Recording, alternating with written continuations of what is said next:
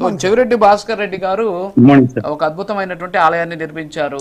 ఆలయాన్ని నిర్మించి భారీ ఎత్తున అక్కడ ప్రాశస్త్యాన్ని కాపాడే ప్రయత్నం చేస్తున్నారు, తిరుమల తరహాలో అభివృద్ధి చేశారు అని చెప్పేసి మధుసూదన్ రెడ్డి గారు చెప్పారు. తర్వాత వచ్చేసి వాళ్ళ హయాంలో జరిగినటువంటి అనేక రకాలైనటువంటి అంశాలను ఆయన ప్రస్తావించారు. సో మీరు కూడా తిరుపతిలో ఉంటారు, బహుశా దానికి మీకు మీ దగ్గర ఉన్న ఆన్సర్ ఉంటే కొంచెం చెప్పండి సార్. ముందుగా ప్యానెల్లో పెద్దలందరికీ నమస్కారాలు, అలాగే ప్రైమ్ నైన్ వీక్షకులందరికీ నా నమస్కారాలు సార్. ఓం నమో వెంకటేశాయ. సార్, ఇంతకుముందు మీరు మెసేజ్లో వచ్చింది టిటిడి ప్రాచుర్యాన్ని కాపాడేది ఎవరు, కాలరాచింది ఎవరు. ముందుగా వైసీపీ గవర్నమెంట్లో ఏమేం జరిగిందో మనకి నేను చెప్పాల్సిన పని లేదు సార్. అందరికీ తెలుసు, ప్రజలందరికీ కూడా తెలుసు ఎన్ని విధ్వంసాలు జరగలేదు అంటున్నారు మధుసూదన్ రెడ్డి గారు. మధుసూదన్ రెడ్డి గారు ఏమీ జరగలేదు అంటున్నారు, మీరేమో ఏదేదో జరిగాయి అంటున్నారు. జరగలేదు అని ఆయన అనొచ్చు, జరిగింది కాబట్టి ఈ రోజు 151 సీట్ల నుంచి 11 సీట్లకు వచ్చింది సార్. తప్పు సార్. కేవలం పరిపాలన సాగిస్తా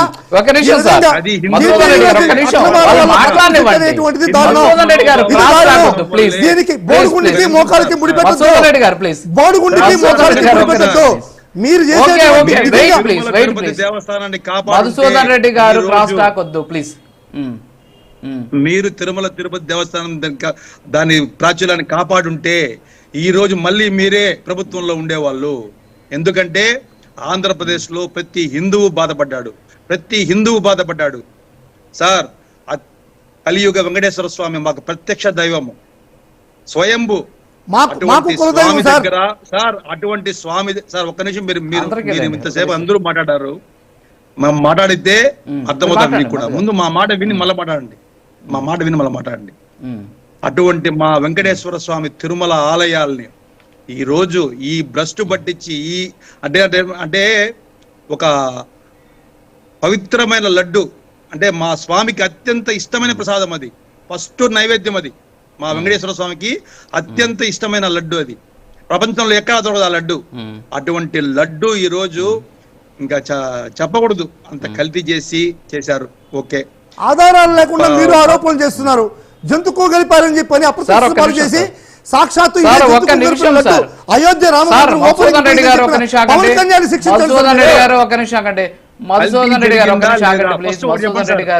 జరిగిందా లేదా? నేను ఇక రాజకీయంగా మాట్లాడలేదు, హిందూ మనోభావాల గురించి మాట్లాడుతున్నా. కల్తీ జరిగిందా లేదా ఫస్ట్ పాయింట్. సెకండ్, ప్రసాదాలు సార్, అత్యంత ఇష్టమైన ప్రసాదాలు. తిరుమలకు వస్తే మేము ఒకప్పుడు కుండలో ఇచ్చేవాళ్ళు సార్ ప్రసాదాలు, ఆ కుండలో ప్రసాదాలు ఇచ్చేవాళ్ళు సార్. అసలు ఆ ప్రసాదాలు తింటుంటే మేము మైమర్చిపోతాం. ఎందుకంటే తిరుమలకు వస్తేనే ఒక పవిత్రమైన వాతావరణం, ఒక అద్భుతమైన ప్రసాదాలు, అసలు స్వామివారి దర్శనం, ఒక్క క్షణం దర్శనం చేసుకొని అక్కడ ప్రసాదాలు తింటే మా మనోభావాలు, అంటే సంవత్సరానికి ఒకసారి వచ్చే ప్రతి హిందువు అత్యంత ఆనందపడేది ఆ తిరుమలలో. అటువంటి ప్రసాదాలని వీళ్ళు ఎంత ఘోరంగా చేశారు సార్. ఇంతెందుకు సార్, నిత్యము జరిగే 60,000 70,000 మంది అన్నదానాలు సార్. అన్నదానం అక్కడ వెంగమాంబ దీంట్లో నిత్యం జరుగుతుంది. అటువంటి చోట ఎంత పనికిమాలిన భోజనాలు పెట్టారు సార్ వీళ్ళు. అక్కడికి వచ్చిన భక్తులు ఎంతమంది రివర్స్ అయిపోయారు సార్ వీళ్ళ గవర్నమెంట్ లో సార్. ఫస్ట్ జగన్మోహన్ రెడ్డి గారికి హిందూ మతత్వం మీద కనీసం కొద్దిగా అయినా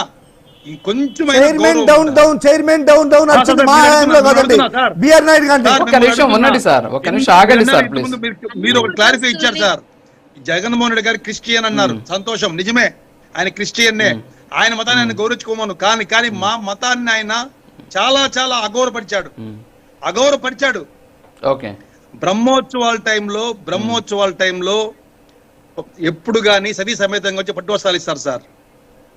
ఆ శ్రీరాముడు సైతం ఒక యాగం, అశ్వమేధ యాగం చేయాలంటే సీతాదేవి బొమ్మను పెట్టుకుని మరి చేసిన సంప్రదాయం మా హిందూ సంప్రదాయం. అటువంటి బ్రహ్మోత్సవాలకి ఒకడే వచ్చి పట్టు వస్త్రాలు ఇచ్చాడు. భారతి అమ్మవారు ఏ రోజన్నా ఆయన భార్యతో వస్తే ఆయన కుటుంబానికి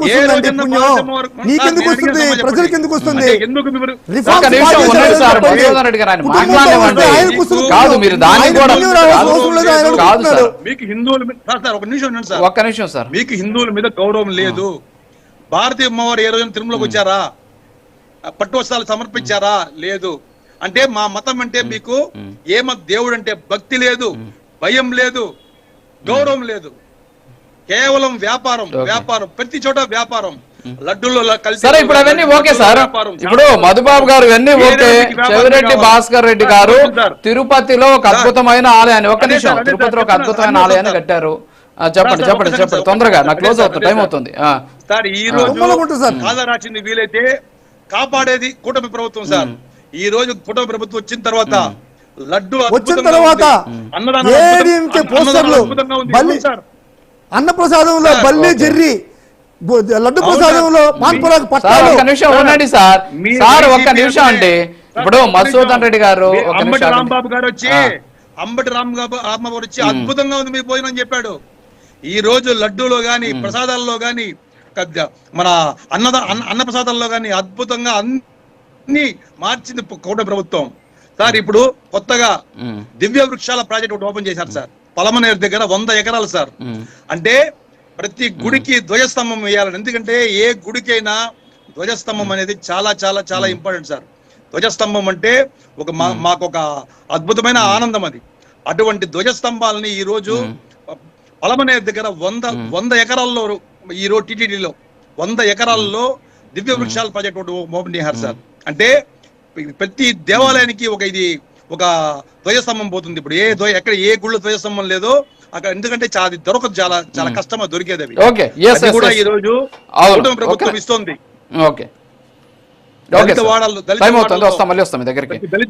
వస్తాను, చాలా ఉన్నాయి, వస్తాను. చెప్పండి. ఇన్ని అంటే కాపాడేది టీటీడీని ఒక కూటమి ప్రభుత్వమే. అక్కడ కూటమి ప్రభుత్వం ఏ రాజకీయం చేయట్లేదు. భగవంతుడికి మనస్ఫూర్తిగా చేస్తుంది కూటమి ప్రభుత్వం. తుమ్మలగుంటలో ఏదో దేవాలయం కట్టాడని చెప్పాడు సార్. కట్టారు సార్. తిరుపతి దేవస్థానం లాగా తిరుపతి తుమ్మలగుంట దేవస్థానం సార్. అది టీటీడీ, దాని పేరు కూడా టీటీడీ సార్. టీటీడీ అని ఒక పేరు పెట్టి మొత్తం సార్ మొత్తం ప్రపంచం మొత్తం వసూలు చేశారు సార్. డబ్బులు అయినా ప్రపంచం మొత్తం వసూలు చేశాడు డబ్బులు. టీటీడీ అని పెట్టాడు ఆన్లైన్ లో. అంటే టీటీడీ అంటే తిరుపతిది తుమ్మలగుంట దేవస్థానం. మొత్తం అక్కడ చేసిన అన్యాయాలు, అక్కడ చేసిన అక్రమాలు ఆయన చేయని పని. వీళ్ళు ఏ విధంగా తయారయ్యారంటే అమ్మాదిండు, అమ్మ పెడుతూ అడుక్కొని తెలియదు సార్. అమ్మ అంటే మీ నాన్నకి మా అమ్మకి సంబంధం అనేటువంటి ఒక్క నిమిషం సార్. ఒక్క నిమిషం సార్. ఓకే లేట్ అవుతుంది మధు గారు, ఒక్క నిమిషం ప్లీజ్ సార్. ఒక్క నిమిషం ఉండండి. సరే అవన్నీ పాత వదిలేద్దాం. ఒక్క నిమిషం ఉండండి. మీకు ఎవరికి తెలియని విషయం చెప్తా, ఒక్క నిమిషం వినండి. ఆ తుమ్మలగుంటలో ఉన్నటువంటి ఆ టెంపుల్ ఏదైతే ఉందో, ఆ టెంపుల్ అనేది గతంలో కమ్యూనిటీ హాల్ అట. నాకు కూడా తెలియదు. ఆ కమ్యూనిటీ హాల్ మీద గోపురం పెట్టి దేవాలయంగా మార్చారు అని చెప్పేసి కూడా లోకల్ గా ఆడ విమర్శలు ఉన్నాయి. సో చాలా ఉన్నాయి, మాట్లాడుకుంటే చాలా దూరం వెళ్ళొచ్చు. ఎస్ ఒక్క నిమిషం ఆగండి ప్లీజ్. ఒక్క నిమిషం ఆగండి ప్లీజ్. పెద్దిరెడ్డి రవికిరణ్ గారు రియాక్ట్ అవ్వండి సార్. సార్ ఇప్పుడు వైసీపీ ప్రెసిడెంట్ గారు మాట్లాడినప్పుడు మేము ఎవరు మాట్లాడలేదు, విన్నాము. వినంత మాత్రాన వారు చెప్పింది నిజాలన్న కాదు కదా. మేము ఒక సభా మర్యాదను పాటించాం. మరి వారు ఎందుకు పాటించకుండా ప్రతి ఒక్క దాంట్లో అడ్డం పడుతున్నారు? ఇది సమంజసం కాదండి. మేము రాసుకున్నాం మీరు చెప్పినవి అన్ని.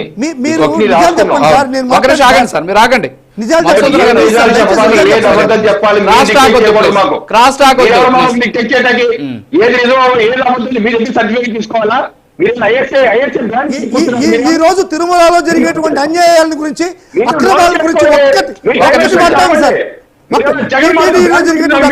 ఒక్కటి మాట్లాడండి. గుడిలో జరిగేటువంటి అక్రమాల గురించి ఒకటి మాట్లాడండి. సింహాచలంలో 20 మంది చచ్చిపోయారు, దాని గురించి మాట్లాడుతున్నారా? కాశీబుగ్గులో 10 మంది చచ్చిపోయారు, దాని గురించి మాట్లాడుతున్నారా? ఒక్క నిమిషం అండి.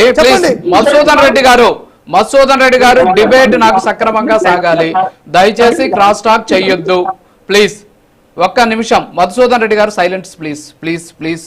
ఒక్కసారి రవికిరణ్ గారు.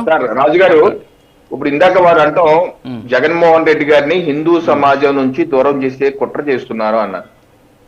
నేను సూటిగా వైసీపీ పార్టీని అడిగేది ఏంటంటే, వారి ప్రభుత్వ హయాంలో అండి రాష్ట్రంలో ఎన్నడూ లేని విధంగా 250 పైచిలకు ఆలయాల మీద దాడులు జరిగాయి, అశుద్ధం పూశారు, రాముల వారి శిరచ్ఛేదనం చేశారు. ఇది రామతీర్థంలో. ఇన్ని